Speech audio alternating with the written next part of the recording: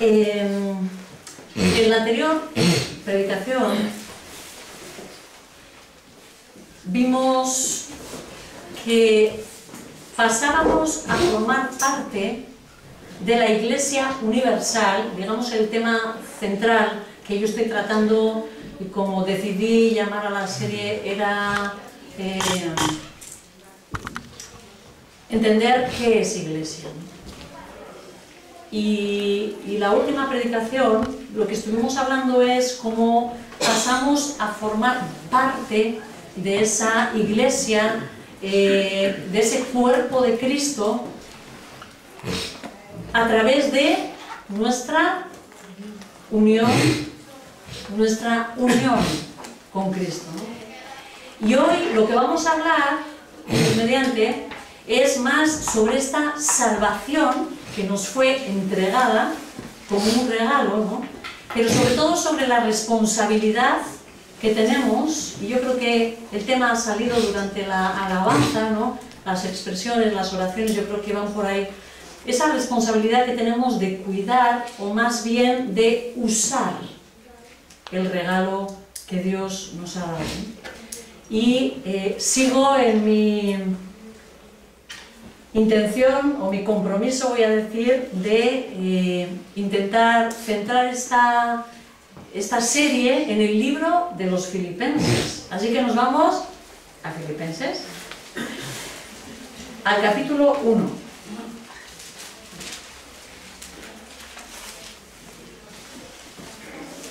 Y al versículo 6.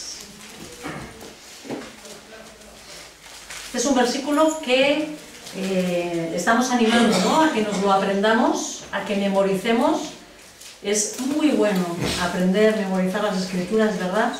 Y este sería uno de los versículos, no sé si empeñarme mucho en deciroslo, porque creo que no nos olvidamos mucho caso, pero es una recomendación. Aprender Filipenses 1:6, que dice así: estoy convencido de esto, el que comenzó tan buena obra en vosotros la irá perfeccionando hasta el día de Cristo Jesús. El que comenzó tan buena obra en vosotros la irá perfeccionando hasta el día de Cristo Jesús. Pablo habla de una buena obra, tan buena obra en vosotros, y de alguien que ha producido esa buena obra. Dice, misteriosamente, el que comenzó tan buena obra en vosotros, ¿no? Y está hablando a los filipenses. ¿Cuál es esta buena obra? La buena obra que Dios había comenzado en los filipenses es su salvación. ¿A qué se refiere entonces cuando dice el que comenzó en vosotros tan buena obra? ¿Quién es este? Dios. Muy bien. Se está refiriendo a Dios como autor de la salvación, ¿sí? Como autor de una buena obra, ¿no?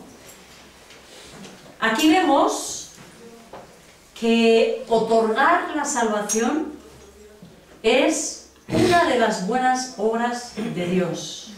Me llamó la atención, ¿no?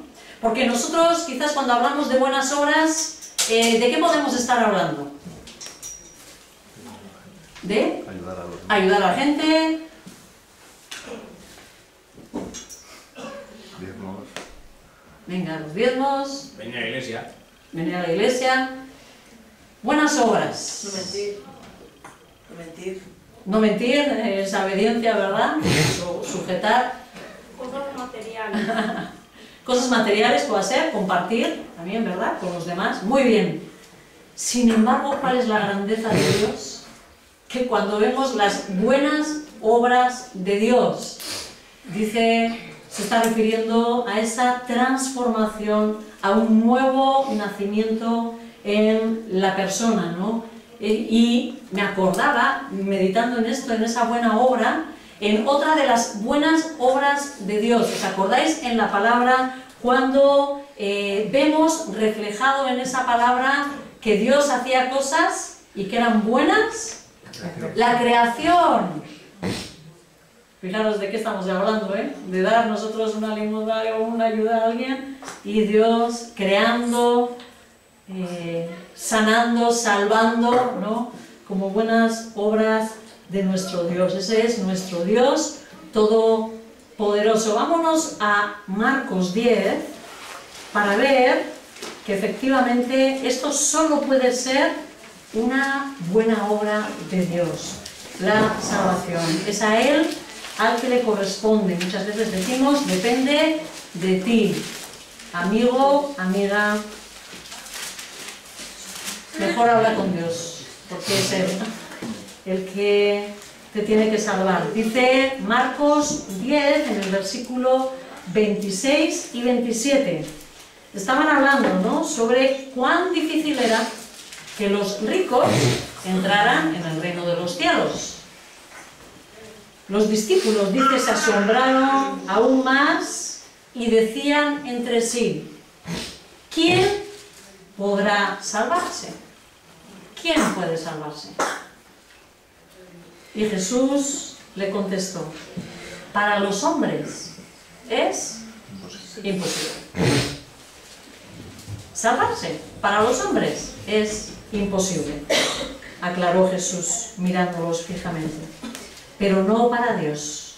De hecho, para Dios todo es posible. Así que el milagro de la salvación, que muchas veces no lo contemplamos como milagro, a veces se nos olvida, digamos, la grandeza que tiene el hecho de la salvación. Eso es un milagro. Eso es que alguien a veces igual, no sé, como que igual apreciaríamos más, ¿no? Que viniese, yo qué sé, Luis, ora por un muerto y se levanta. Diríamos, ¡buah!, ¿sí o no? Lo veríamos como milagro, como un milagro impresionante, se lo contaríamos a todo el mundo, ¿a que sí? ¿Y qué cuando hemos visto el último nacimiento que hemos visto aquí en Mire? ¿Se lo hemos contado a todo el mundo? No. Porque se nos olvida la grandeza, no sabemos captar el milagro, la profundidad que existe cuando un hombre, una mujer pasan de muerte a vida. Nos impresiona la vida física y cuán poco sensibles somos a las cosas espirituales, ¿verdad? Para el hombre es imposible, dijo Jesús con toda claridad. Pablo nos dice que Dios mismo es el que irá perfeccionando esta obra, ¿sí? Es algo que Él comienza y Él se compromete a perfeccionarla, esta salvación, y dice hasta el día de Cristo Jesús. Y es que la salvación no es algo que se nos da en un momento y luego nosotros veremos qué hacemos con ello, ¿sí? Esto no es un regalo de un anillo, bueno, tú verás si lo usas, si lo dejas guardado en el cajón, ¿verdad? No es la idea, ¿no?, de Dios. Para Dios es algo que nos lo ha entregado, pero esto es algo que luego comienza a funcionar en nuestra vida y tiene que ir creciendo, este obrar de Dios, y también está dentro de lo que es el concepto de salvación, ¿no? Él obra en nosotros en un momento concreto de nuestra vida, en lo que le llamamos la conversión.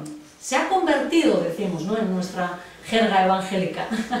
Se ha convertido, ¿no? Y eso al final, ¿de qué estamos hablando? De que una persona ha sido ya totalmente como cautivada, ¿no?, por Jesucristo, ha rendido su vida, lo reconoce como Señor, ¿verdad? Y Dios lo salva, lo mete, lo introduce dentro de su familia, ¿no? Pero Él sigue obrando durante el resto de nuestras vidas y a veces se nos olvida de que este proceso que le llamamos santificación es un proceso parte de esa salvación, ¿no? Y este proceso de santificación consiste en que con la ayuda y el obrar de Dios en nosotros, ¿sí? Tenemos que contar con la ayuda de Dios, vamos creciendo cada día más a la imagen y semejanza de su Hijo Jesucristo. Cuando Él creó al hombre y a la mujer, ¿no? A su imagen y semejanza los creó, nos dice la palabra, ¿verdad? Pero una vez de que se estropeó esa semejanza, esa imagen de Dios en nosotros por el pecado, envió Dios a su Hijo Jesús como un modelo para ese hombre al cual nosotros teníamos que llegar. Nosotros no supimos ser el hombre que Dios había creado, perfecto, ¿no? No supimos ser, pero permitió o envió a su Hijo Jesucristo para que Él fuera ese hombre que nosotros teníamos que haber llegado a ser, como el modelo de lo que tendríamos que haber vivido, ¿no? ¿Qué nos pide ahora? Que luchemos por ser cada día más como Él. Lo dice en Romanos, leemos las Escrituras para confirmar lo que estoy diciendo, ¿no? Romanos 8, yo sé que se está estudiando más esta carta. Romanos 8, 29, dice así: porque a los que Dios conoció de antemano, a los que antes conoció, como dice Valera, también los predestinó a ser transformados según la imagen de su Hijo, para que Él sea el primogénito entre muchos hermanos. Entonces, ¿cuál es nuestro destino de todos aquellos que hemos sido rescatados por Dios? Ser hechos a la imagen de Cristo, a la imagen de su Hijo, ¿no? Esa forma de pensar de Jesús, que siempre estaba buscando la voluntad del Padre, esa forma de actuar de Jesús, con ese amor, con esa mansedumbre, con esa bondad, con esa humildad, esas buenas obras que Él hacía, ¿no? Sanaba, liberaba a los cautivos, ¿no? Y se daba, ¿no? A los demás, los abrazaba, los expresaba su amor. Eso es lo que ahora somos llamados a que se desarrolle en nuestras vidas. Hermano, hermana, hemos sido rescatados para ser transformados, no para recibir un regalo y guardarlo en el bolsillo. No para decir qué feliz y qué contento vivo ahora, qué bien que tengo a Cristo, ¿verdad? Y los demás. ¿Y tu vida? No. Tenemos una responsabilidad que cumplir, ¿no? Jesucristo es el ejemplo entre también los hermanos, ¿no? Entonces tengo aquí el dibujo. Bueno, esta vez lo he hecho de antemano, porque aquello fue un pequeño desastre, lo que pintamos el otro día, pero yo creo que sirvió. Tuve miedo, os confieso que tenía miedo, digo, no sé si los he liado ya más, y bueno, estuve hablando con algunos hermanos, y gracias Señor porque recibí consuelo, ¿no? Me dijeron que sí, que se había entendido, ¿vale? Entonces tenemos a Cristo, Dios, y a nosotros. Esto sería el momento de la conversión, de nuestra conversión, ¿sí? Llegamos saciados de pecado, o sea, unos más, otros menos, unos más oscuros, otros menos, ¿verdad? Pero pecadores, completamente pecadores, cuando nos rescató Jesucristo. Esta era la realidad. Muertos, dice la palabra, en nuestros delitos y pecados. Así, eso es lo que dice, ¿no? Y Jesús, somos unidos, perdón, Dios nos une a Jesús, nos introduce en Él, unidos, decíamos, ¿no? De forma que la vida espiritual de Jesús fluye a través de nosotros. Nuestra vida espiritual, la tuya y la mía, es exactamente la misma. Por eso nos sabemos, hermanos, ¿sí? O sea, tú tienes el mismo poder que tengo yo, es la misma vida, es el mismo sustentador, ¿sí? No porque dice uno, ah, no, pero ese es líder, es la misma vida, exactamente la misma vida la que tenemos tú y yo, y es la de Cristo en nosotros, ¿verdad? Entonces, nuestro corazón es transformado. ¡Pa! Y comienza una nueva vida espiritual en nosotros, ¿no? ¿Qué va a ocurrir? Que esta salvación no se queda aquí. No se queda aquí. El proceso es que cada vez que va pasando el tiempo, vamos conociendo más de Jesús, vamos luchando por imitar más a Jesús, vamos poco a poco, esa influencia, esa presencia nos tiene que ir afectando, ¿no? De forma que en nuestra vida cada vez más se vayan viendo las buenas obras de nuestro Señor Jesucristo, ¿sí? Según vaya pasando el tiempo, nuestra vida, nuestra forma de actuar tiene que ir transformándose y cada vez nos vamos, o deberíamos, de ir pareciéndonos más como aquel que es nuestro Señor, ¿sí? De forma que cuanto más nosotros estemos involucrados en este proceso de perfeccionamiento, de madurez, ¿no? Más avanzaremos en ser cada día más como Cristo, ¿sí? Influidos, ¿no? ¿Me explico? ¿Se entiende, no? Es más una semejanza si ya el Padre nos ve a través de Jesús y en ese sentido estamos protegidos y seguimos siendo pecadores, tristemente, ¿verdad?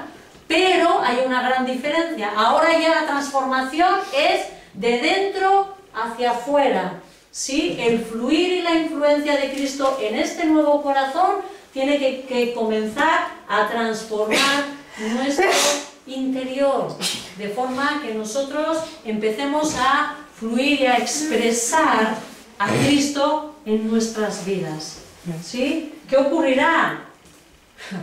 Que depende además el tiempo en el que estemos en el Señor, lo que nos hayamos esforzado, ¿no? Y lo que, como ahora vamos a ver, ¿no? Nos pongamos en marcha buscando a ese Señor, habrá más de esa santidad o menos para cuando el Señor nos lleve.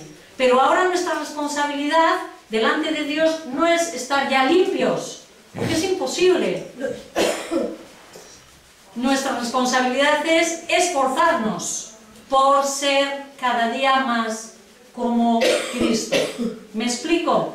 Por eso que todavía a veces no vemos, ¿no? Muchas personas piensan y entran a un local donde se reúne una iglesia, ¿no? Que solemos llamar iglesia también, pero entran en el local y piensan que la gente que está allí, como ya es cristiana, tiene que ser prácticamente perfecta. Y aunque no lo digan, lo esperan, ¿no? Y la gente nos mira y busca en nosotros que seamos, pues no sé, siempre amables, que estemos siempre pendientes de ellos, ¿no? Aunque quizás podamos estar pendientes de otra persona, pero eso no les importa, ¿no? La idea es, a ver cómo hacen, cómo actúan, cómo me tratan, ¿no? Y entonces están esperando tantas cosas de nosotros, ¿no? O las personas que os rodean. Yo sé de testimonios de aquí, ¿no? De personas que están rodeados, lógicamente, de muchos no creyentes, y ellos te miran, te observan, ¿verdad? Y esperan muchas cosas de ti, ¿no? Que tú dices, es que no soy capaz de darlas, porque todavía no he llegado a la estatura de Cristo. Todavía no soy como Cristo, yo estoy en un proceso, ¿no? ¿Qué les ocurre? Que salen decepcionados, se decepcionan, ¿no? El gran problema viene, pensaba yo, ¿no? Cuando aquellos que somos salvos tenemos la misma actitud, ¿sí? Y uno no se mira a sí mismo, sino mira a los demás para pedir que el hermano sea quien sea perfecto para mí, ¿no? Y esperamos de nuestros hermanos algo que nuestros hermanos no nos pueden dar. No nos pueden dar. Ninguno de nosotros podemos dar la perfección de Cristo. ¿O alguien se atreve a levantar la mano? No podemos. No podemos. No podemos. Es imposible para nosotros, ¿no? Y estoy segura de que la persona que la exige, o que lo pide, o que lo demanda en su corazón, tampoco lo puede dar para los demás. Es imposible. La Iglesia es una comunidad de gente que han sido rescatadas de una mala manera de vivir, pero que ahora están en un proceso de cambio. Más o menos cambiados, pero en un proceso de cambio. Si quieres le miras al de al lado y te aseguro que todavía no podrás ver a Cristo, ¿verdad? Estamos todos en un proceso de cambio y no pretendo justificar el pecado de nadie, no pretendo justificar las malas actitudes que tenemos entre nosotros, no es esta mi idea, ¿no? Sino que más bien quiero explicar que no existe en la tierra una iglesia que sea perfecta. Que tengamos eso clarísimo, ¿verdad? Cuando nos miramos unos a otros. Somos un grupo de santos, decíamos, ¿verdad? Pero santos porque hemos sido apartados para Dios. Santos porque hemos sido guardados en Cristo, escondidos en Cristo. En ese sentido somos santos, ¿verdad? Pero por perfectos, no nos engañemos. Él nos da un trato distinto, Dios, ¿no? En el sentido que hemos sido apartados para Él. Hemos sido limpiados del pecado, pero limpiados en el sentido de que nuestra vida está dentro, de que ha sido pagada la deuda. ¿Sí? Esto lo entendemos bien esta diferencia. Que una cosa es muy distinta de que la culpa de nuestro pecado ya no esté en nosotros. El pecado, sí, la vieja naturaleza, todavía sí. Está ahí, luchando y llevándonos a donde no queremos. ¿Sí? Todavía esta vieja naturaleza no nos ha sido arrancada. Solo el corazón, solo el meollo, el que va a hacer empezar a cambiar, ¿no? Pero la vieja naturaleza, ya te digo, que está ahí arrastrándonos, ¿no? Siempre hacia lo que no querríamos, pero está ahí, ¿verdad? Vamos a Filipenses, capítulo 2. Vamos a leer versículos 12 y 13. Y dice así, Filipenses 2, 12 y 13. Así que, mis queridos hermanos, como habéis obedecido siempre, no solo en mi presencia, sino mucho más ahora en mi ausencia, llevad a cabo vuestra salvación con temor y temblor. Llevad a cabo, ocupaos, dice Valera, ocupaos de vuestra salvación con temor y temblor.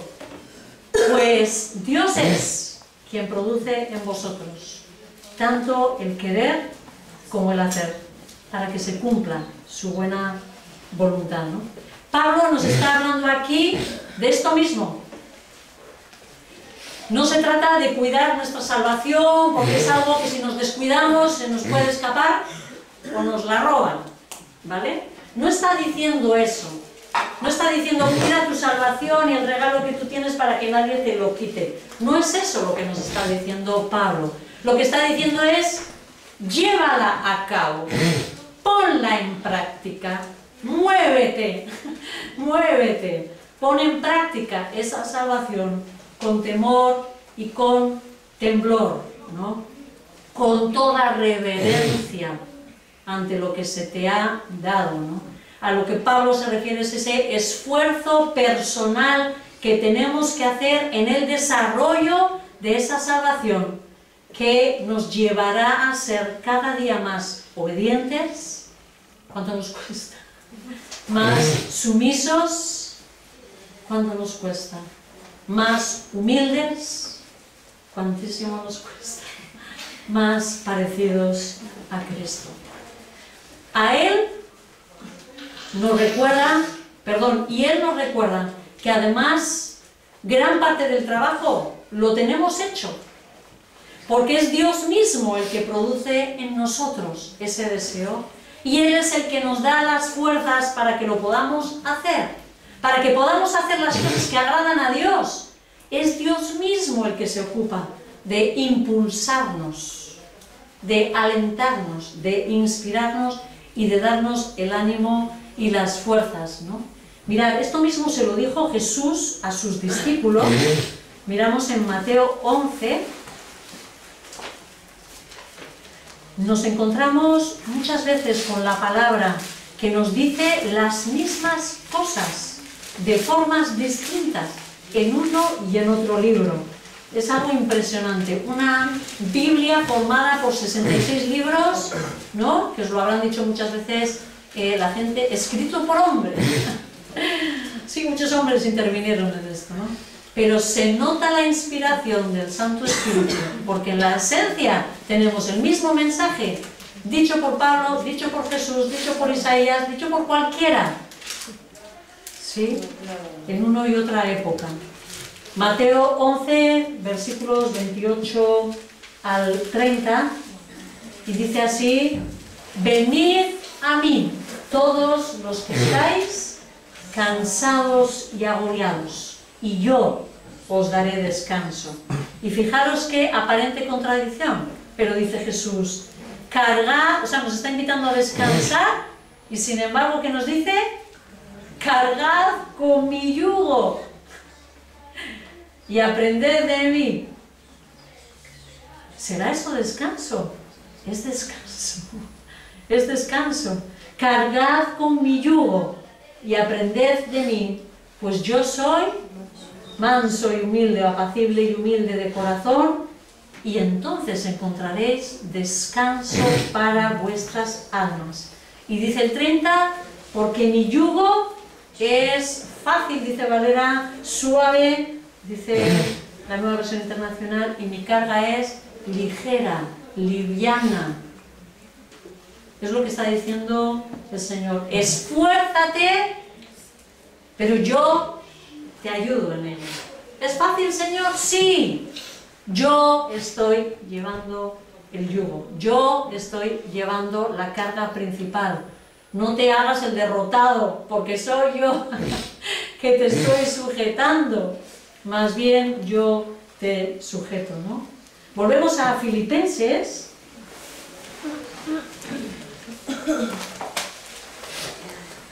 Vámonos al capítulo 3.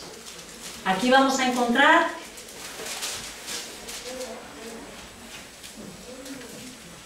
a Pablo, ¿no? Hablando de todo esto que estamos hablando. Versículos desde el 12 al 19. Dice, ¿lo tenemos? Filipenses 3, a partir del 12. No es que ya lo haya conseguido todo, o que ya sea perfecto, dice Pablo. Sin embargo, sigo adelante esperando alcanzar aquello para lo cual Cristo Jesús me alcanzó a mí. Hermanos, no pienso que yo mismo lo haya logrado ya. Más bien, una cosa hago, olvidando lo que queda detrás y esforzándome por alcanzar lo que está delante. Sigo avanzando hacia la meta para ganar el premio que Dios ofrece mediante su llamamiento celestial en Cristo Jesús. Así que, escuchad los perfectos, Todos debemos de tener este modo de pensar. Y si en algo pensáis en forma diferente, Dios os hará ver esto también. En todo caso, vivamos de acuerdo con lo que ya hemos alcanzado. Hermanos, seguid todos mi ejemplo y fijaos en los que se comportan conforme al modelo que os hemos dado. Como os he dicho, a menudo, y ahora lo repito hasta con lágrimas, muchos se comportan como enemigos de la cruz de Cristo. Su destino es la destrucción. Adoran al Dios de sus propios deseos y se enorgullecen de lo que es su vergüenza. Solo piensan en lo terrenal. No me quiero meter más adelante porque eso probablemente lo pongamos en otra predicación. ¿Sí? Así que vamos a mirar un poquito despacio lo que abarcan estos versículos, ¿vale? Vemos a Pablo hablando de este proceso en su vida, de un proceso de santificación, de transformación a imagen de Cristo, ¿no? En ese proceso de conocerle a Él. Es justo lo que acaba de estar diciendo antes, ¿no? Que lo leímos la vez pasada, ¿no? Diciendo de que todo esto lo tenía por pérdida para conocer, ¿no? A Jesús y estar unido en Él, ¿no? Y luego sigue hablando de este proceso, de su lucha, de su esfuerzo en la madurez de Cristo. Los primeros versículos, el primero versículo 12 hasta el principio del 13 dice: no es que lo haya conseguido todo o que ya sea perfecto. La perfección completa no se alcanza aquí en la tierra, ¿no? Realmente esto es imposible en nuestra vida. La santidad de Dios, la pureza de su esencia, no podremos jamás llegar a alcanzarla en esta vida. Jamás, jamás. Pero eso no debe de ser un estorbo. No lo era para Pablo, no era un estorbo, ¿no? Dice, no pretendo, ¿no? No estoy pensando ya que lo haya conseguido. ¿Y de quién estamos hablando? Pues estamos hablando de Pablo. Estamos hablando de Pablo, ¿verdad? Sino más bien él toma esta realidad como un estímulo para seguir adelante, conscientes de que de todo lo que falta todavía por cambiar, ¿no? ¿Te ves que no eres perfecto? ¿Te ves que no eres perfecta? ¿Qué produce esto en ti? Muchas veces. Lucha, decepción, ahogo. Ese es el problema. Que debería de producir, ¿no?, aquello que está produciendo en Pablo. Un estímulo, ¿no? Reconociendo esto. ¿Sabéis por qué podemos ser ahogados con esta realidad de que no somos perfectos? Porque quizás todavía pensamos de que podríamos llegar a serlo. Y eso es una mentira del diablo, quizás entre los creyentes. ¡Qué bueno eres! ¿Cuánto has crecido? ¿Cuánto pecado ya has dejado? Si supieras todo el que hay aquí dentro todavía. Si supieras todavía lo que hay aquí dentro. Eso es lo que nosotros tenemos que estar mirando, ¿verdad? Siempre a la gracia de Jesús. La cruz y el mirar al Evangelio no es solo para no creyentes. Mirar a la gracia de la cruz y recordar que todo ha sido por Cristo es un ejercicio diario que tiene que hacer nuestra alma. Porque si no nos ahogaríamos. ¿Sí? Cuando nos centramos, ¿cuánto me falta? Admira la perfección de Cristo. Claro que te va a faltar. Mucho. Toma estímulo más bien. como hace Pablo, ¿no? Claro que no eres perfecto. Bienvenido al club, tenía aquí escrito. ¿Ves que no eres perfecto? Ninguno lo somos, ¿verdad? Más bien lo que necesitamos es cobrar ánimo. Y esto es lo que dice Pablo en la siguiente palabra. Dice, sin embargo, sigo adelante esperando alcanzar aquello para lo cual fui alcanzado. Qué interesante. Sigo adelante para alcanzar aquello para lo cual efectivamente yo fui alcanzado por Cristo. ¿Por qué? ¿Para qué me rescató Cristo? ¿Por qué Dios extendió su brazo desde los cielos para rescatar una vida como esta? Había un propósito en eso. Había un por qué Él quería rescatar una vida así. ¿Y cuántas vidas están así, verdad? Y eran así, ¿no? Miserables. La gente viene, la gente nos ve, nos conoce y piensa que toda la vida hemos sido así. Yo a ti no te veo, ¿eh? Yo a ti no te veo fumando, bebiendo, ahogando, no sé, lo que quieras. No te veo. Gracias, Señor, que no me ves. Pero Él sí me veía. Él sí sabe, yo sí sé de lo que me rescató Cristo. Había un objetivo, no fue porque sí que Dios extendió su misericordia desde los cielos para tocar tu vida y la mía, no fue en vano, o que no lo transformemos nosotros, ¿no?, en algo que pudiera llegar a ser vano, es decir, que no sirva para nada, ¿no?, que no pueda llegar a decir nuestro Salvador, ¿no?, ¿mereció la pena? No, yo sé que no, porque Él promete que Él va a terminar esa obra, que Él va a perfeccionar, que Él va a ir madurando esa obra, ¿no? Cristo nos ha salvado para que nosotros le demos la gloria a Él. Y esto al final te puede quedar en un lenguaje evangélico si no entiendes lo que se está diciendo. ¿Qué es dar la gloria a Él?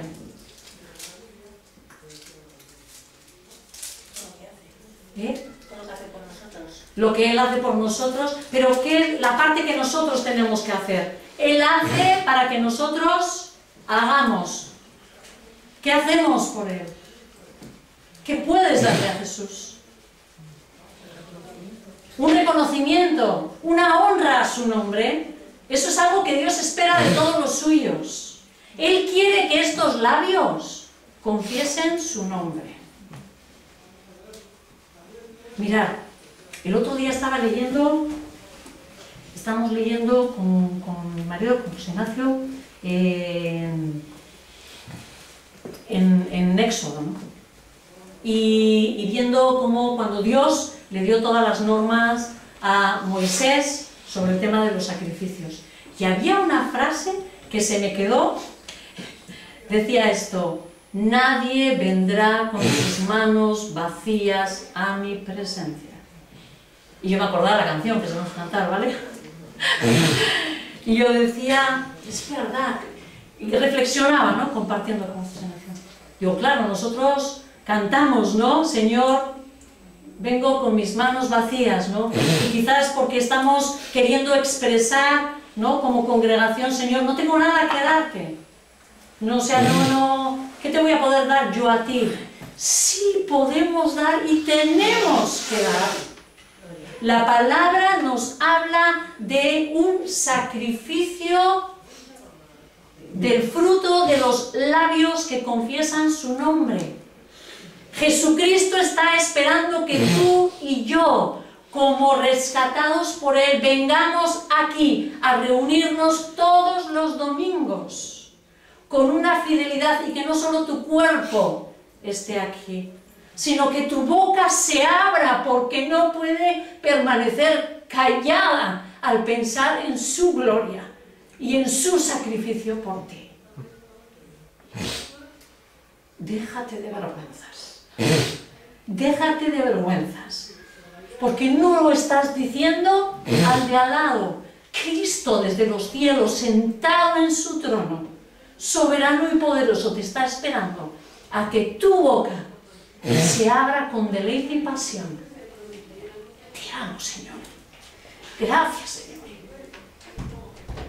¿Cómo no decir al mundo quién eres tú y lo que tú has hecho? Sí, nos está esperando. Quiere de nosotros la adoración.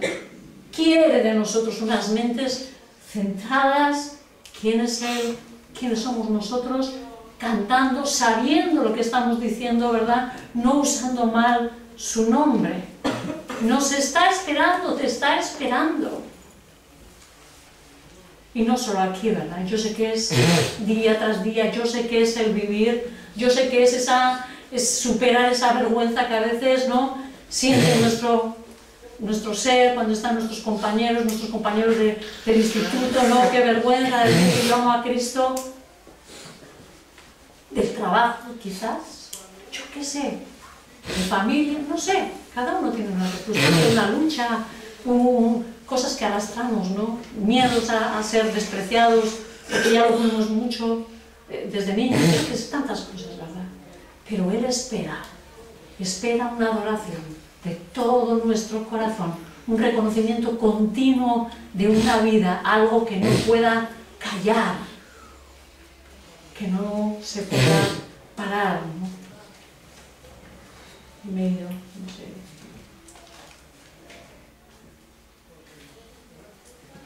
Dar la gloria a Dios. Quizás cumpliendo, ¿no? Quizás Pablo estaba hablando de ese cumplir ese ministerio que Dios le había dado, ¿verdad? Él está luchando, ¿no?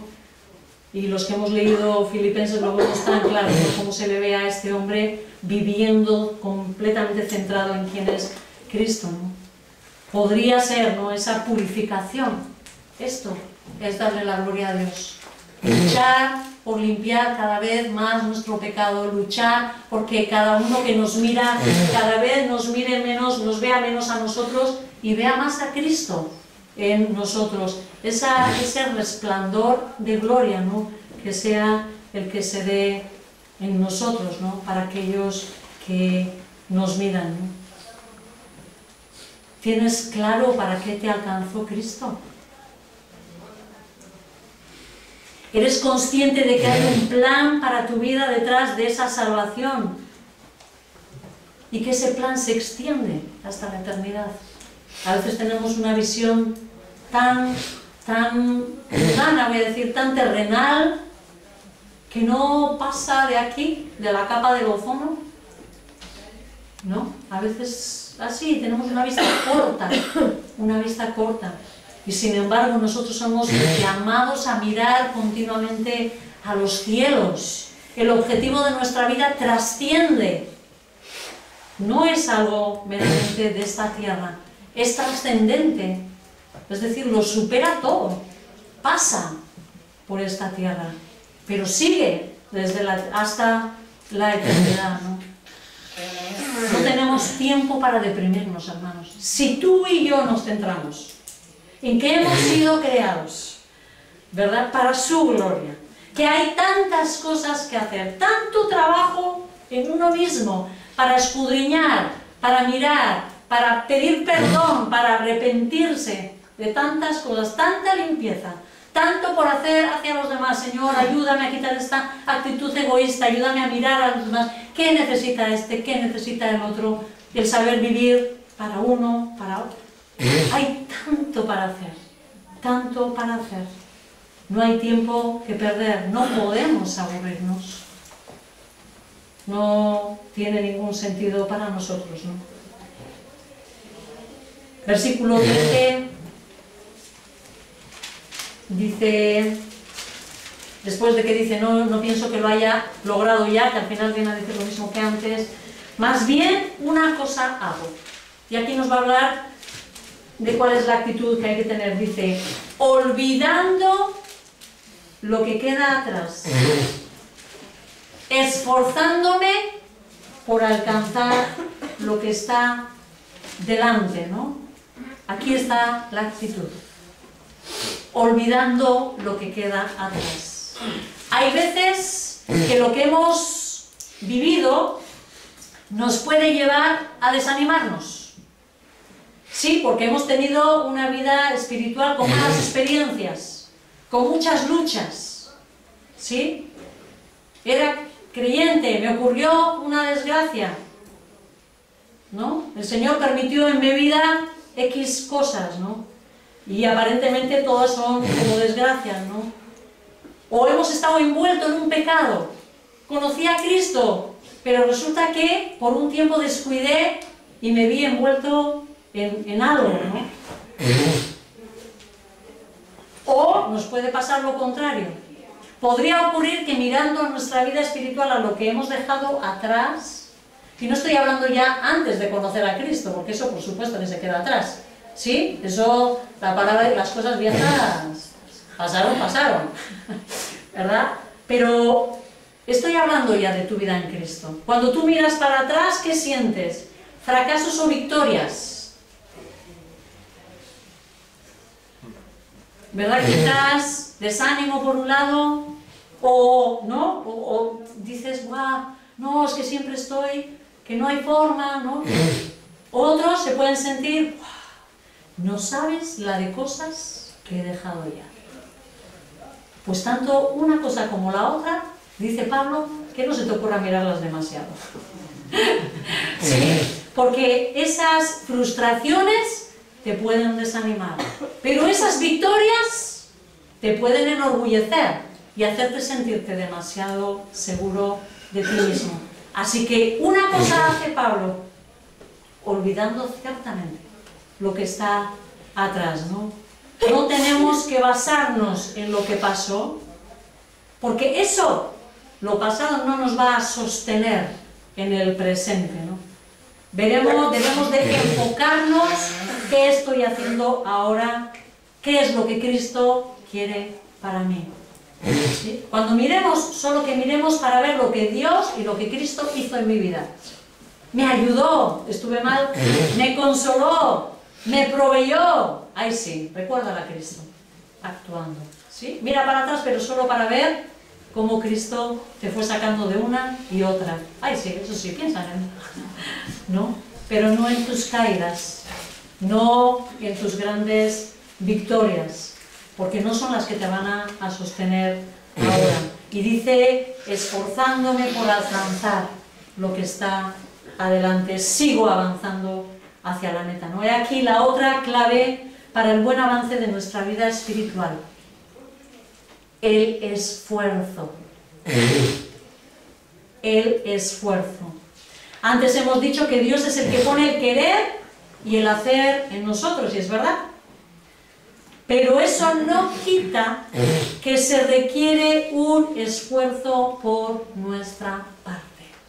En la vida cristiana a veces es difícil porque hay absolutos, o sea, hay afirmaciones que son verdad, pero no es lo absoluto. Es verdad que Él pone el querer como el hacer, pero es verdad que hemos sido llamados a esforzarnos. Dios te dice, pon manos a la obra. ¿Qué le dijo a Josué? Esfuérzate y sé valiente. ¿Él estaba también poniendo en él el querer y el hacer? Sí, claro que sí. ¿Pero qué le tocaba a él? Esforzarse y ser valiente, ¿no? ¿Qué nos dice el Señor? Toma tu cruz. Cada día, no los domingos, cada día. Y sígueme.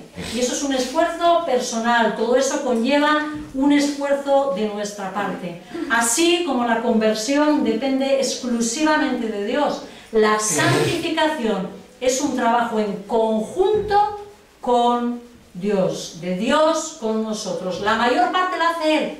Sí, pero no descuides la tuya. Él pone a nuestra disposición los medios para que podamos vivir victoriosos. Pero a nosotros nos toca usarlos. ¿Qué haríamos, no? Si tenemos las herramientas, estoy viendo aquí a Óscar, ¿no? ¿Qué haríamos, no? Rafa, si tienes ahí el pladur, ¿no? El cúter, el no sé qué, el tal, tal, tal, Ponga solo, ¿no? y venga, lo contemplas, tengo los recursos, me los han dado, ¿y qué? Como venga el jefe de la obra, le va a decir despedido. Y lo mismo, bueno, no voy a decir a nosotros, porque el Señor se comprometió a terminar esa obra, ¿no? Por eso nos hemos despedido, pero si fuera por nosotros, madre mía, ¿no? Así que la conversión, hemos dicho, es exclusiva de Dios, pero el trabajo y la santificación nos toca trabajar a ambos, ¿no? Tenemos los medios. Nos da el Espíritu Santo que nos dice qué es lo que está bien y qué es lo que está mal. Pero tú lo vas a elegir. Tú vas a hacer una cosa o vas a hacer otra, tú la vas a practicar, ¿verdad? Quizás nos da la palabra, nos revela lo que Él quiere. Ese Espíritu Santo nos ayuda, ¿no? Nos consuela, etcétera, etcétera. Nos ayuda a ir adelante, nos ayuda en la lucha, pero nosotros somos quienes tenemos que vivir la lucha. Nos ha dado la oración como medio para comunicarnos con Él. Pero a ti y a mí nos toca buscar a Dios y buscar de su presencia. Nos ha dado la palabra para que podamos encontrar la inspiración para nuestras vidas. Quiero que me vaya bien. ¿Quién no quiere que le vaya bien? ¿Queréis que os vaya bien? Pues leer la palabra y obedecer. ¿A quién le toca leer la palabra? ¿A ti y a mí? No, si no hay que bajarse de Google una aplicación para que te la lean. Pero el recurso está ahí y en nosotros el tener que usar ese recurso. A ti y a mí nos toca leer la palabra, ¿no? A ti y a mí nos toca meditar, memorizar la palabra, estudiar, descubrir lo que pone en ella. No es que la abras, que a veces hemos dicho de broma, no, pero es así, que la abras en la entrada de tu casa para que la palabra fluya. No, por la casa, ¿verdad? No, te aseguro que no es eso de lo que se trata, ¿no? Nos ha provisto de una gran familia y ese es otro de los recursos que Dios nos ha dado. Que nos vaya a acompañar en el proceso, donde encontremos hermanos que han luchado de la misma forma que antes que nosotros. Y ellos pueden consolarnos, y ellos pueden orientarnos, ¿no? Encontraremos otros que saben escuchar nuestras batallas y orarán por nosotros. Pero tenemos que buscar la comunión con nuestros hermanos. ¿Está ahí el recurso? Claro que está, te lo ha dado, pero lo tienes que buscar. Si solamente nos reunimos el domingo y según acaba la reunión salimos corriendo para casa, poco podremos aprovechar de ese recurso que Dios nos ha dado. La Iglesia es uno de los medios de gracia que Dios ha provisto para nuestro proceso de santificación, para practicar nuestra salvación. Y en muchas ocasiones la misma Iglesia será el instrumento usado por Dios para madurar nuestro carácter. Va a ser contigo, conmigo, con quien el otro se va a chocar. No me gusta lo que haces. Me has hecho daño. Me elevaste la voz. Puede ser. Perdón. Y yo aprendo a humillarme. Y tú aprendes a perdonar. Y aprendes a decirlo bien. Y a amar. ¿Verdad? Así es este taller. Pero eso no puede darse si los encuentros son de manera puntual. No existe una iglesia de domingos. Cristo no te ha unido a una familia para que tengas comunión con ellos solo los domingos, porque ni siquiera es comunión. Sentarte al lado de una persona en una silla no es comunión. Cristo no ha muerto para eso. Te lo aseguro. No era el objetivo de su vida. Él lo ha hecho para que tú aprendas a ser como Cristo, preguntando al hermano, ¿qué necesitas? ¿Cómo estás? ¿Puedo hacer algo por ti? Quiero escucharte. Cuéntame. Este es mi consejo, este es mi sentir, etcétera, etcétera, ¿no? Tenemos que practicar esa unión, ¿no? Si los encuentros son puntuales, no existe relación, no existe unión. Lo único que vamos a conseguir es que ese recurso, que es precioso, que Dios nos lo ha dado, no sirva para nada. Lo mismo que la Biblia empolvada a la entrada de la casa. Bueno, que a veces ni polvo, ni entrada a la casa. Cerrada en una estantería. ¿Verdad? Hasta el domingo, si me acuerdo de llevarla para el culto.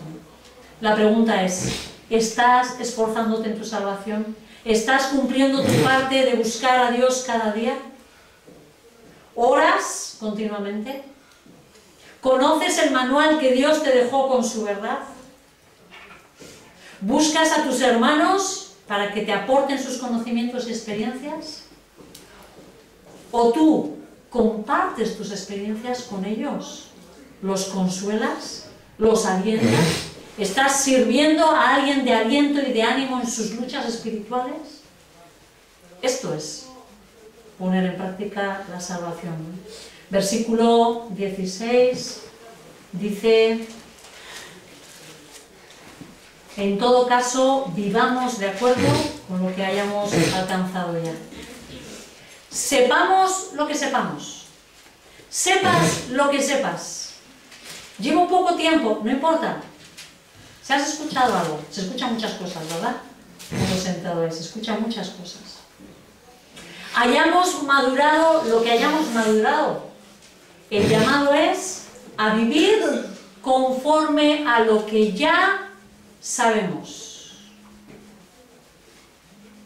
Esforcémonos en obedecer lo que ya sabemos que Dios quiere que hagamos.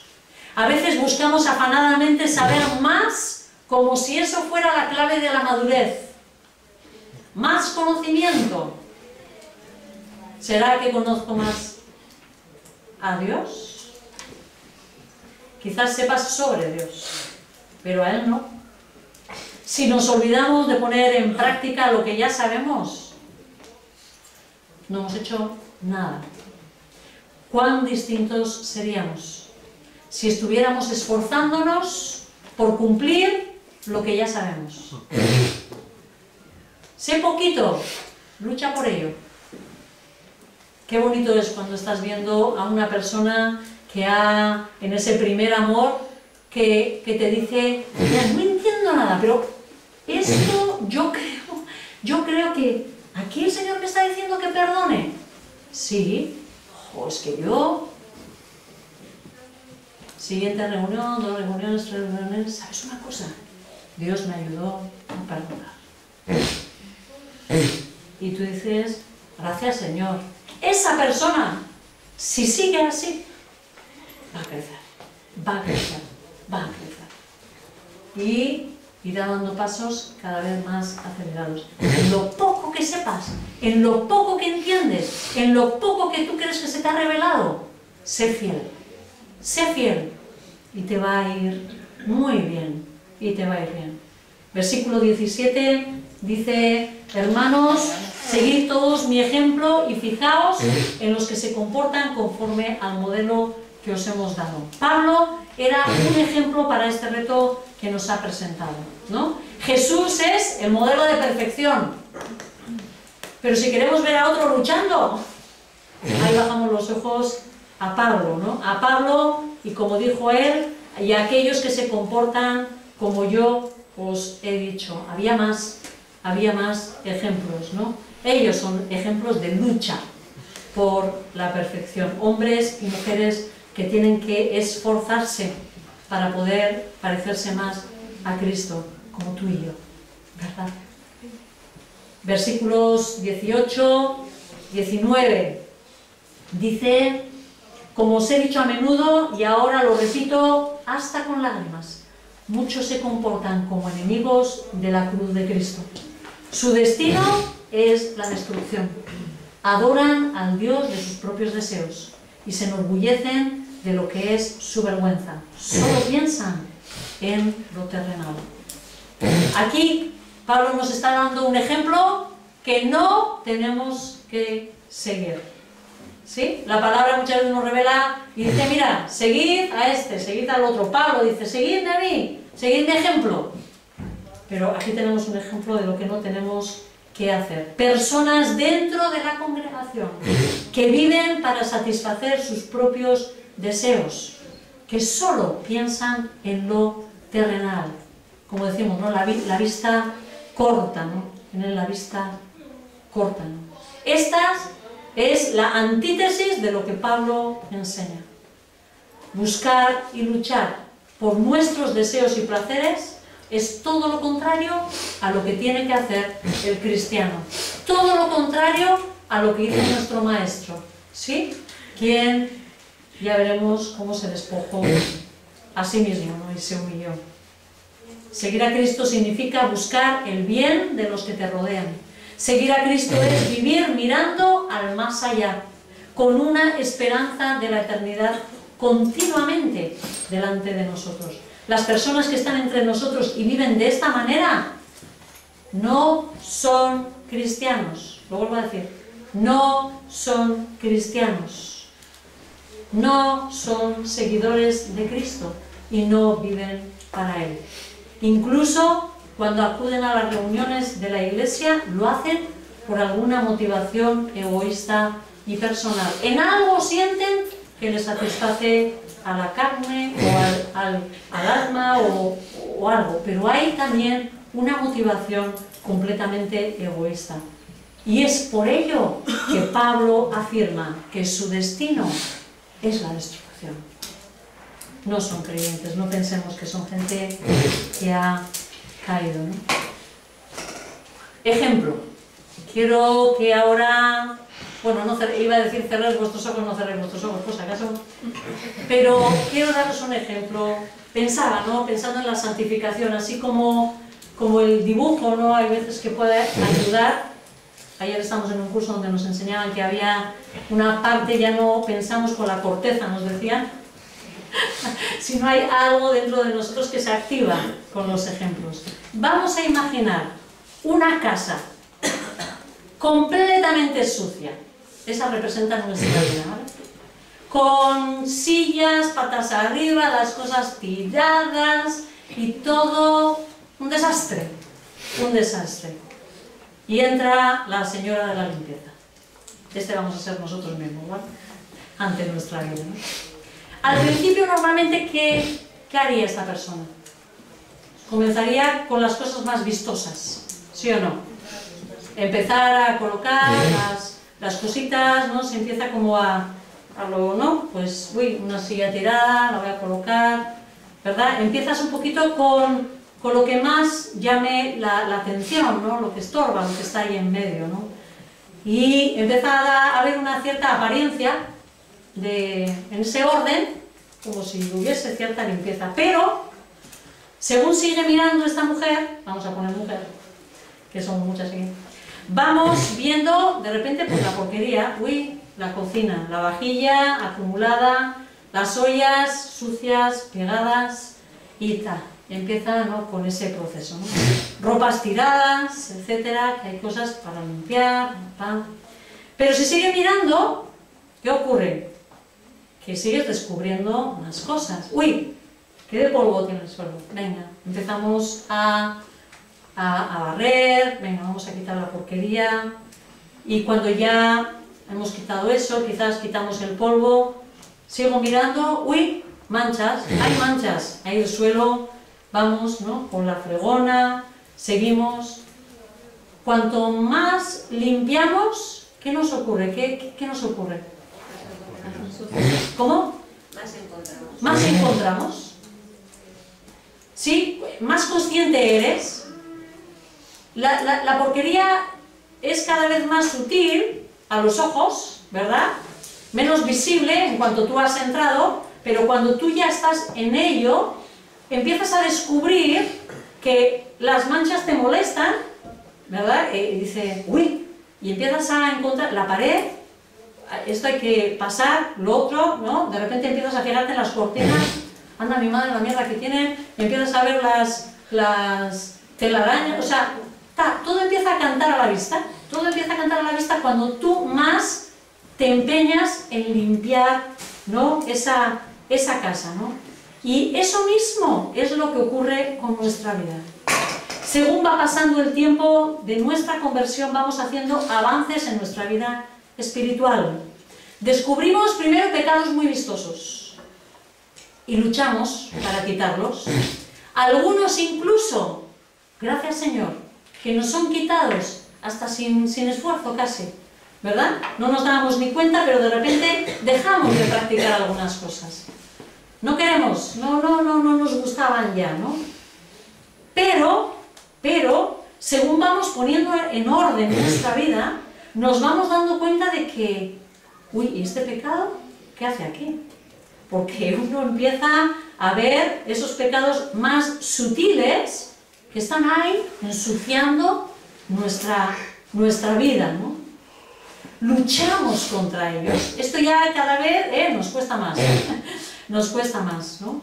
Algunos quedan, otros logramos quitarlos, a veces casi yo creo que momentáneamente, porque de repente el Padre te vuelve a venir con el mismo pecado otra vez. Si yo pensaba que esto lo había superado, y me estoy dando cuenta de que esta vez caigo en ello, no soy tan fuerte en ello, ¿no? Y siempre seguimos descubriendo más y más y más pecados, cada vez más sutiles, cada vez más imperceptibles a los ojos de otros, pero no a los ojos del Señor. Imaginaros si la señora de la limpieza comienza a distraerse. En vez de esforzarse en limpiar, comienza a pensar en sus cosas, sus propias cosas de casa, en su familia, en las relaciones. Hay el novio, vamos a pensar que es joven, ¿no? Empieza a dejar de limpiar. Ya no limpia como debe, no pone tanta atención en las cosas. Sí, incluso si se distrae, empieza a escribir WhatsApps, uy, ahí va, me llaman, espera que ahora, entonces voy dejando las cosas, ¿no? Ah, que me llaman por teléfono, ¿sí? ¿Qué ocurrirá? Se ve que se va a relajar. Si se relaja y no le dice nada a su jefa, quizás comience incluso hasta sentarse y empezar a ver la telenovela mientras tanto, o mientras que está como limpiando, ¿no? O supuestamente hace como que limpia. Al final igual acabará ella misma tirando por el suelo el cubo de la fregona con el agua sucia, ¿sí? Y esa persona que se supone que está limpiando, en el descuido, puede ser que acabe siendo ella instrumento de más suciedad. Y esto es lo que a veces puede ocurrir con nuestras vidas, ¿no? Si nosotros nos descuidamos en nuestro esfuerzo por santificar nuestras vidas y comenzamos a distraernos con otras cosas que no son importantes, o quizás comenzamos a centrarnos demasiado en nosotros mismos, en nuestros sentimientos, en lo que me apetece, en lo que no me apetece, dejamos de limpiar. El proceso de santificación se paraliza e incluso va para atrás, porque estamos nuevamente pecando, ¿no?, al cultivar actitudes egocéntricas. Y si miramos, a veces estamos hasta peor, nos sentimos peor que cuando conocimos a Cristo, ¿no? Lo estropeamos todo, bloqueamos el proceso y en el mejor de los casos seremos disciplinados por ello. Hemos sido llamados a purificarnos, hemos sido llamados a esforzarnos y a ser valientes en el proceso. Y el Señor, os digo, que se ocupará de si nos hemos quedado ya en el sofá viendo la telenovela, distraídos, de levantarnos de ahí. Pero seguramente tendrás que llorar, tendremos que llorar mucho para salir de esa situación, ¿no? No sé en qué situación está tu limpieza. Quizás comenzando con el orden, quitando esos pecados más visibles. Quizás has sido esforzado, esforzada, y estás luchando con limpiar esos pecados más sutiles. Quizás ya has llegado a la ira, al orgullo, a la envidia, a los celos, ¿no? Estés donde estés. Olvídate de lo que pasaste antes, de lo que tuviste que soltar para seguir a Cristo, de tus victorias, y esfuérzate por alcanzar lo que tienes delante, que es la perfección de la imagen de Cristo. Toma los recursos que Dios te ha dado. Os aseguro que son muchos los pecados que tenemos que limpiar y necesitamos todos los recursos que el Señor nos ha dejado. No nos sirve con que digamos, bueno, yo solamente me quedo con la palabra y la oración, ya me apañaré yo. Te aseguro que no vas a lograrlo. Te lo aseguro, te lo aseguro. Dios lo que ha dado es por algo útil, ¿sí? Toma esa palabra, cultiva tu relación personal con Dios, cultiva tu relación con los hermanos, lucha y vencerás, porque Dios es el que está de tu parte. Y eso que se nos quede bien grabado. Si quieres santificación, la vas a conseguir, porque el Señor está contigo y está por ti.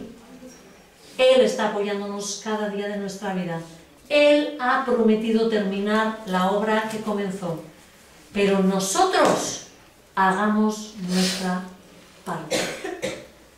Y leyendo Filipenses, quise hacer mía estas palabras de Pablo, que dice así: por lo tanto, queridos hermanos míos, a quienes amo y tanto añoro, vosotros, que sois mi alegría y mi corona, manteneos así, firmes en el Señor. Señor, queremos venir delante tuyo, confesar que muchas veces somos muy negligentes, que no nos esforzamos debidamente, a pesar de que tú nos das el ánimo para hacer las cosas, las fuerzas para poder hacerlas, y aún así miramos con pereza, Señor, ese reto que tú nos has puesto por delante. Perdónanos, Señor, perdónanos, Señor, ayúdanos, oh Dios, a mirar esa oración como ese vínculo precioso contigo. Ayúdanos a anhelar, Señor, nuestra unión contigo, nuestra visita, como de ese novio que viene, Señor, a encontrarse con su preciosa amada. Señor, ayúdanos, Dios, a tomar la palabra como esa revelación donde tenemos todo lo que necesitamos para vivir bien. Ayúdanos, Señor, a mirar a nuestros hermanos como ese taller, como esas personas a las que tenemos que amar, a las que tenemos que perdonar, a las que tenemos que pedir perdón, a las que tenemos que pasar por alto las ofensas, a las que tenemos que escuchar, a las que tenemos que hablar. Ayúdanos, Señor, a valorar a nuestros hermanos como aquel precioso recurso que tú has puesto a nuestro alrededor para llegar a esa meta victoriosos. Gracias, Dios, porque no te has quedado escaso. Gracias, Dios, porque tu mano siempre ha sido generosa sobre nosotros. Gracias, Dios, por tu promesa de que nos acompañas todos los días hasta el fin. En ti descansamos, en que tú, que comenzaste esa preciosa obra en nosotros, la vas a perfeccionar hasta ese día de Cristo Jesús. Gracias, Señor. Gracias. En el nombre de Jesús.